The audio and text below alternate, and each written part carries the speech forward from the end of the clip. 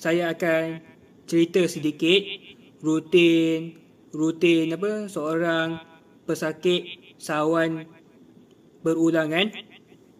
Saya akan cerita, saya akan pendekkan cerita, tak nak panjang-panjangkan cerita. Setiap masyarakat luar, seorang manusia kenalah bagi kebebasan kepada pesakit-pesakit sawan. Terpulang kepada pilihan masyarakat luar sana. Jadi saya seorang wakil pesakit sawan. Saya sangat memberi cadangan, kalau boleh berilah kebebasan kepada pesakit-pesakit sawan yang jarang kena. Maksud saya, pesakit-pesakit sawan ni yang boleh berdikari, boleh menguruskan diri sendiri.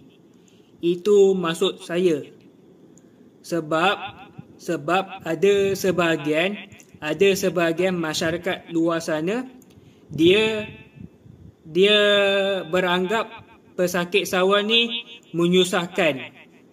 Jadi hari ini saya buat video bukan nak buka aib sesiapa ke apa ke, bukan nak bocorkan rahsia. Jadi hari ini saya buat video nak berkongsi pengalaman. Saya juga seorang pesakit sawan, perlu ada satu sifat keadilan. Bukan saya buat video ni nak langgar peraturan negara ke apa ke, tak ada kena mengena. Jadi saya seorang pesakit pun ada juga sifat keadilan, supaya kena ada satu sifat kesedaran.